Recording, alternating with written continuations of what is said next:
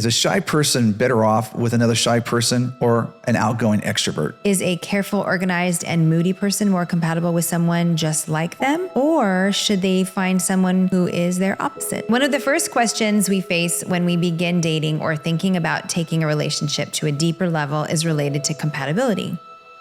The idea of compatibility can be magical. Someone who gets you, who sees you, enjoys time with you. Someone who says, babe, you are my world. Can also be hard to tell if you have it or not. So, we're going to talk about compatibility.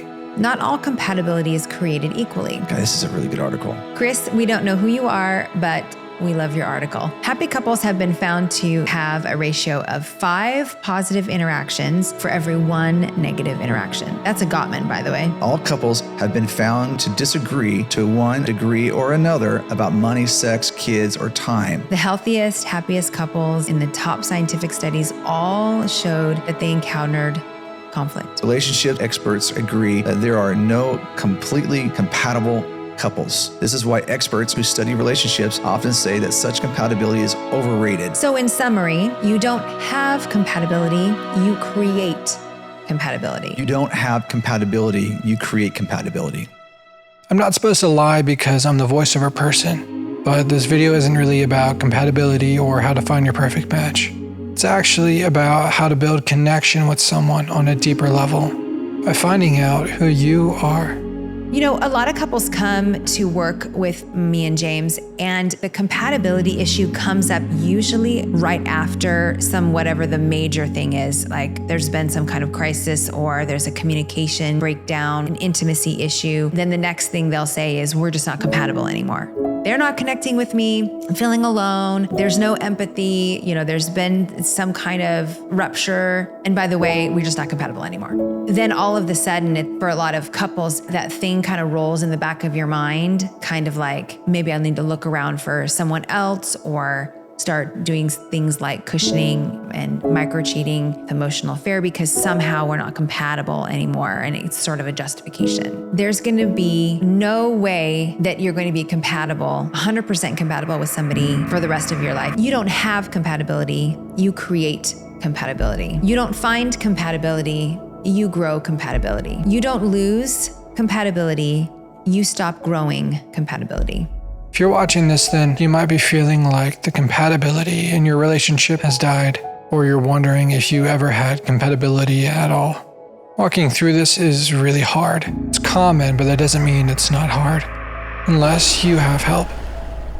These are the Crafts, James and Teri. They don't know how the internet works, anything about YouTube, TikTok, or social media. And that's okay, because they know a bit about something else. Marriage. In fact, they've helped some of the most influential couples in the world, and they've also helped couples going through the hardest situations imaginable. The reason why James and Teri are able to help couples go through really hard things is because they've been through it themselves, and they came through the other side. The greatest marriage podcast ever. Marriage Health with James and Teri Craft. What's the best personality combination? Shy ones with outgoing ones with other outgoing ones? And you just said it doesn't mean squat. People ask it all the time, do I have to have the same personality as my spouse or my partner? Science shows no, it doesn't really matter. Many people say, well, we're just not compatible. I absolutely can't stand that language. We're just not compatible. I think that's a bunch of bull crap personally, because then when were you compatible? Were you ever? Or did you just jump into a relationship because it was like a Nicholas Sparks kind of movie? What do you want? It's not that simple. What do you want? Yes, I watch Nicholas Sparks movies, okay? I have a house full of girls. Compatibility is something that is a process. Because I know that as for you and I, as we've grown older, we've had to be intentional to grow in our compatibility now more than ever before than we were when we were 20. Okay, Yeah. when we were in our 20s and when we were first married, For sure. we were married at 20 years old, for crying out loud. That was young. And so Maybe not suggested for everyone. Yeah, exactly. Yeah. But we had to learn how to grow. It was something of intentionality to continue to grow in our compatibility with one another. Yes, It's not yes. just one day, oh, we're just compatible with one another. Or one day, you know what? We're just not compatible anymore. Right. No, Yeah. we both had to make an effort. And I think that we both have personalities that are, sort of adventurous and fun. And Yeah. I think we've got a strong friendship, Yeah. which is a big deal. And we talk about that a lot is, friendship is really the core and key Yeah. to a lot of really healthy marriages. But it's funny because if you were to sit down and have you write out all the things you love to do and all the things we're actually very different. Yes. Very, very different. I think the misnomer for people is that compatibility is something we had and we don't anymore. And so Yeah. that's an excuse. Yes. Right? That's Yeah. an excuse then to Yeah. look at everything else Yeah. that might be really hard and sort of then make all these other decisions that come out of it. Yeah. Like some of them could be hurtful and harmful. 100%. When you face hard things in your relationship, it can almost make you feel better to accept the idea that you and this person you're committed to just aren't compatible. If I had just been with someone with these traits instead, I wouldn't have to live with these hard things. But swapping out your partner doesn't usually resolve those hard things. What does? Finding out who you really are. Finding out who your partner really is. One of our mentors and, just we love her to death, Nancy Houston, worked with us for many years in a coaching relationship. And I remember her talking to us and we were struggling a little bit with having some conflict around our personality differences. Yeah. And I don't think anybody had ever, until that point, had ever stopped long enough in our relationship with the two of us to help us through that. We bumped up against the fact that there were parts of us that still were clashing. Yeah. And we were like, are you serious? We're Yeah. still clashing, right? Yeah, totally. And I remember being on the phone with her in tears and just being like, Nancy, sometimes when he talks, it's just so harsh and blah, blah, blah, blah, blah. And I just want everything happy. And she's like, oh, okay. And she's just such a velvet hammer. And she's like, okay, I have something I want you guys to explore. Okay, she goes, I want you to explore your personalities a little bit more. She goes, because some of this I think is stuff you need to still work through, Yeah. right? Some of those traumas that we're still working through. But she says, I want you to explore your personalities. I'm like, okay, because they're definitely not the same, No. but we can definitely connect as well. Okay, wait, is compatibility about personalities or not? I thought it didn't matter what kind of personality we have. It doesn't. What matters in your compatibility is that you commit to learning who each other are. Understanding the facets of our personality, understanding who we are in our adaptive strategy, the way that we show up in the world is extremely important. And then the second thing would be, how does your partner show up in the world? What is their personality? What is their adaptive strategy? Nancy Houston, she goes, I want you to take the Enneagram. She goes, it's an adaptive strategy. It's a really good assessment tool. I think it'll be helpful. Adaptive strategy, explain adaptive strategy, because you kind of, that's a quick term Yeah. you threw out there, but adaptive strategy is really important for people to understand. Yeah. So when you talk about adaptive strategy, Yeah. it's like how I learned to sort of play my role. It's how Totally. I learned to show up in my world. Yeah, But there's a lot of blind spots around that. 100%. So we took the IEQ9. IEQ9, yeah. We love the IEQ9. We'll have the... It's the most comprehensive. There is a cost to it. We don't get a dime for it, so just Nope. understand that. Yeah. Yeah, but it's a cost, but you get what you would pay for. Unless they want to do a partnership with us. That's right. We love the IEQ9. Ian Cron, really great. He's got a great podcast called Typology. So anyway, the IEQ9 is a really good one. We took the couples. So it was kind of fun. So Yes, exactly. You can do the individuals, and if you pay for it, they actually combine them into a couple's response. So and it was kind of fun. So I'll explain the Enneagram just a little bit, but I don't want to spend too much time on it. Basically, bottom line is there's 9 numbers, and they represent different sort of like, I'm going to call them adaptive strategies or ways that we show up in the world. Personality, a lot of times we'll equate that with personality.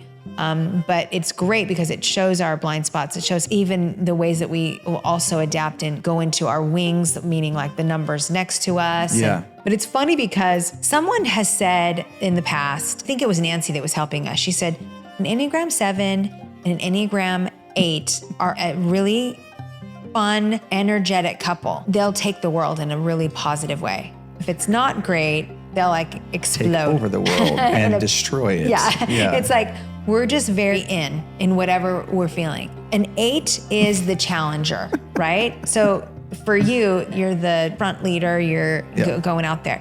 The 7 is the enthusiastic encourager.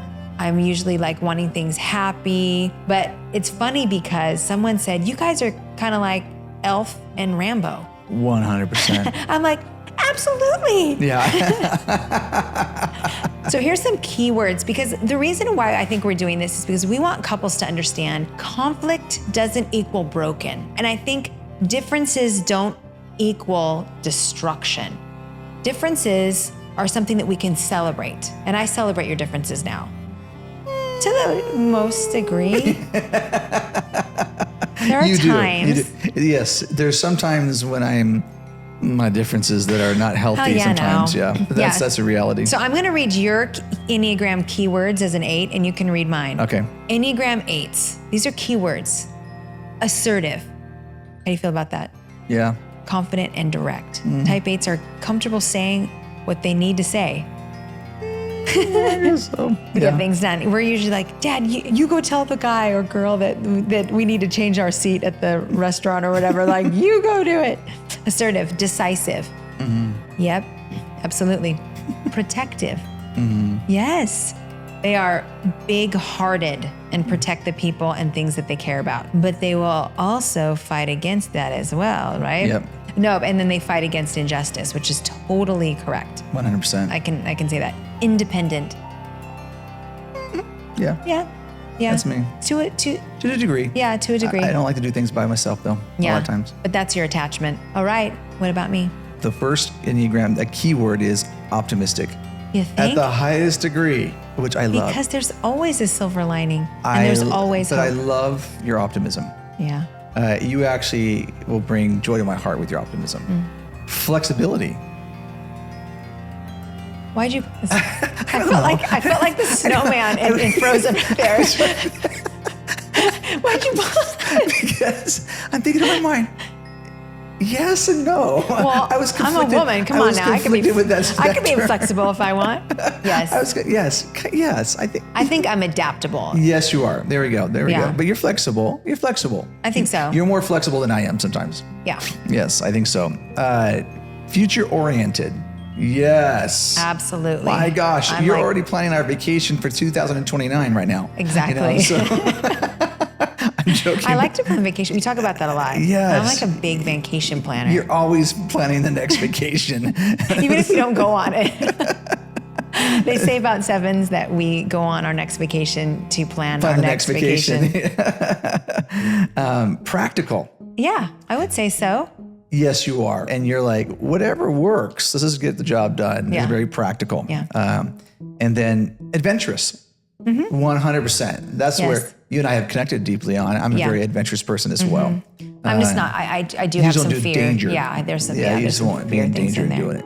But to go explore, like this summertime, you and I are driving from the Pacific Ocean to the Atlantic Ocean in our van. Some people think we're crazy for driving that much, but we actually like it. Yeah, we got a like sprinter van. We're going. That's right. So we can go explore. We love it. Yeah, But so- you know what's interesting? You and I, so sometimes my optimism and my enthusiastic and forward thinking Yeah. has been hard for you because you're like more concrete and you're like more assertive and you're like, hey, I need you to hear me where That's I'm right. at. And I'm not, right? I'm trying to silver lining Yeah. it.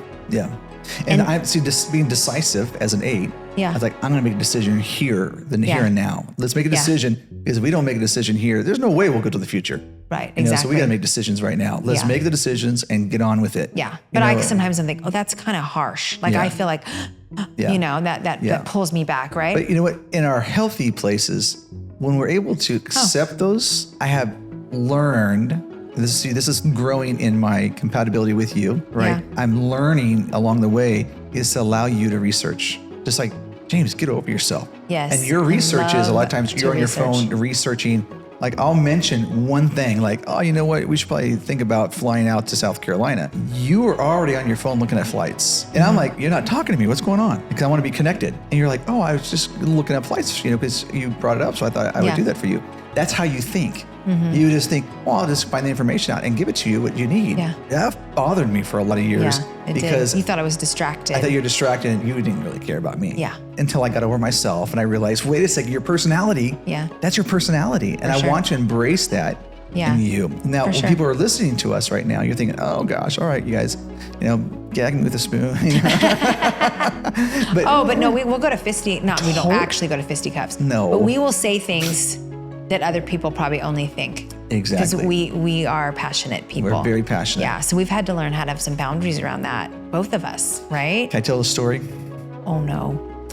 There was one day at our house, and if you know us, there was nobody else in our house, but we started going at it. The front door was cracked open, and all of a sudden, we're like, what is going on? Because we heard the door creak. Our dear friend Lori shows up to the door.